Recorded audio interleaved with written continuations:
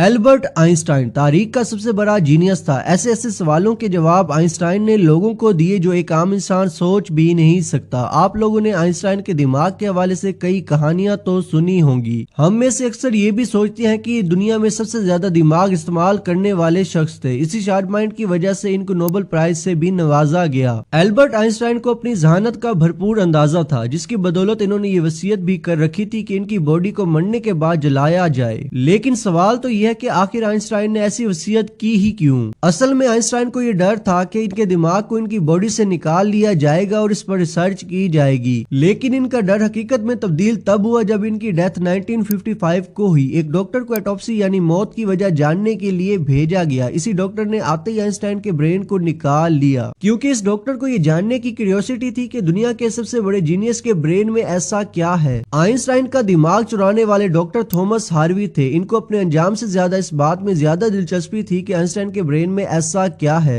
जब हॉस्पिटल के स्टाफ को इस बात का इल्म हुआ तो इन्होंने ये खबर मालकान तक पहुंचाई। इसी तरह से इनको अपनी जॉब से हाथ धोना पड़ा। डॉक्टर हार्वी आइंस्टाइन के बेटे से पहले इनके बाप के ब्रेन पर रिसर्च करने की परमिशन ले चुके थे। डॉक्टर हार्वी इस ब्रेन को लेकर एक दूसरे शहर हिजरत कर गए। वहां जाते ही इन्होंने ब्रेन को काट कर 200 से ज्यादा छोटे छोटे टुकड़े कर लिए। हर एक टुकड़े को इन्होंने एक जार में बंद करके बेसमेंट में छुपा दिया। इसी हिमाकत की वजह से इनकी बीवी इनसे तंग आ चुकी थी। वो इनको घर छोड़ने की धमकियां देती, लेकिन ये इसकी एक भी बात पर गौर न करते। आखिरकार ये दोनों की आपस में तलाक हो गई। इसके बाद डॉक्टर मुकम्मल तौर पर अकेला हो चुका था। वो ये ब्रेन लेकर विचिटा चले गए, जहां वो एक लैब में सुपरवाइजर की नौकरी करने लगी और साथ साथ अपना ज्यादातर टाइम आइंस्टाइन के ब्रेन पर स्टडी करने में गुजारते। हार्वी इस ब्रेन को साथ लेकर मुख्तलिफ शहरों में हिजरत करते रहे। एक लंबा अरसा इन्होंने आइंस्टाइन के ब्रेन पर रिसर्च करने में गुजारा। बिल आखिर इनको परमानेंटली डॉक्टर के ओहदे से निकाल दिया गया, क्योंकि हर जगह इनकी इस हरकत के चर्चे पूरी दुनिया में फैल चुके थे। इस वजह से गवर्नमेंट ने इनका मेडिकल लाइसेंस खारिज कर दिया। अपना गुजर बसर करने के लिए डॉक्टर को प्लास्टिक की फैक्ट्रीज में भी काम करना पड़ा। लेकिन अब भी ये रुके नहीं। इन्होंने तमाम डॉक्टरों को दुनिया भर के न्यूरोलॉजिस्ट तक पहुंचाया और 30 साल बाद एक रिसर्च सामने आई, जिससे पता ये चला कि आइंस्टाइन के ब्रेन के पार्ट्स आम ब्रेन से कई बड़े हैं, जिससे वो मैथमेटिक्स के कम्प्लेक्स टॉपिक्स को बगैर हल किए अपने ब्रेन में ही सॉल्व कर लिया करते थे। इनके ब्रेन की सलाहियत की वजह से वो हर देखी चीज को एक लंबे अरसे तक अपनी मेमोरी में स्टोर कर सकते थे। आम ब्रेन को अगर आइंस्टाइन के ब्रेन से कंपेयर करें तो आम ब्रेन की निस्बत आइंस्टाइन के ब्रेन में लाइनिंग ज्यादा थिन थी, जिस वजह से इनके ब्रेन में ज्यादा न्यूरॉन मौजूद थे। अब सवाल तो यह है कि क्या आइंस्टाइन बचपन से इस तरह ज़हीन थे या बाद में वो शार्प हुए? बचपन के 5 साल तक आइंस्टाइन बात भी नहीं कर सकते थे। इनको टेबल तक याद नहीं होते थे, लेकिन टाइम के साथ साथ सीखने की जुस्तजू ने इनको इस काबिल बनाया और आज वो दुनिया में काबिल तारीफ है। दोस्तों, ये थी आज की हमारी वीडियो। अगर आपको वीडियो अच्छी लगी हो तो वीडियो को लाइक कीजिए और मेरे चैनल को सब्सक्राइब कीजिए। मिलते हैं न्यू वीडियो में न्यू कांसेप्ट के साथ। मुझे दीजिए इजाजत। अल्लाह हाफिज।